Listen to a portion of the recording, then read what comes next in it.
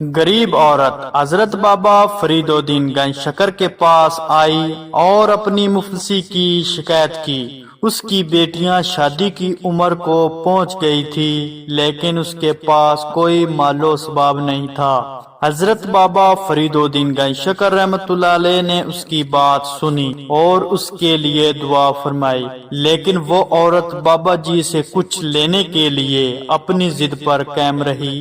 بابا فرید الدین رحمۃ اللہ علیہ نے فرمایا، بی بی یہ سب خزانہ تو اللہ تعالیٰ کا ہے، تم اللہ پاک سے مانگو، میں تو خود ادنا سا غلام ہوں، آپ اللہ کے نیک بندے ہیں، میں آپ کے در سے خالی ہاتھ نہیں جاؤں گی۔ آخر جب اس عورت کا اصرار حد سے بڑھ گیا تو حضرت بابا فرید الدین رحمۃ اللہ علیہ نے فرمایا، اچھا جاؤ مٹی کا ڈھیلا تلاش کر کے لاؤ۔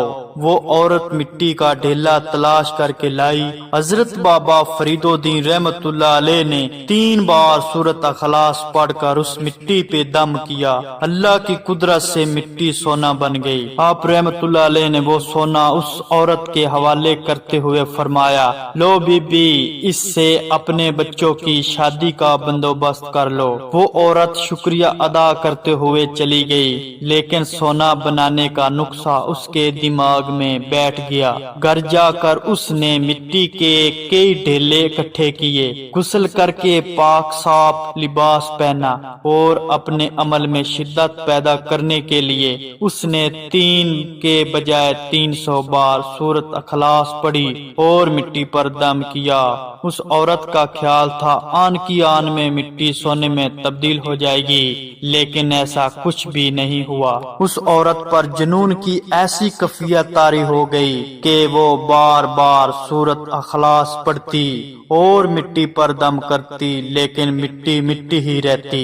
وہ 3 دن تک سورۃ اخلاص پڑھتی رہی مگر ناکام رہی۔ آخر کار وہ مٹی اٹھا کر بابا فرید الدین گنج شکر رحمۃ اللہ علیہ کی بارگاہ میں حاضر ہوئی اور شکوہ کرنے کے انداز میں بولی، آپ نے نہ وضو کیا، نہ غسل کیا، نہ ہی کشبو کا اہتمام کیا، بس 3 بار سورۃ اخلاص پڑھی اور مٹی سونا بن گئی۔ میں نے غسل کیا، کشبو لگائی، گھر کو پاک صاف کیا اور 3 دن سے سورۃ اخلاص پڑھ رہی ہوں، لیکن مٹی سونا نہیں بن رہی، بتائیے میرے عمل میں غلطی کیا ہے؟ حضرت بابا فرید الدین گنج شکر رحمۃ اللہ علیہ کی آنکھیں نم ہو گئیں۔ آپ رحمۃ اللہ علیہ نے سر جھکا لیا اور بھیگے ہوئے لہجے میں فرمایا، تیرے عمل میں کوئی کمی نہیں تھی، بس تیرے منہ میں فرید کی زبان نہیں تھی۔ سبحان اللہ۔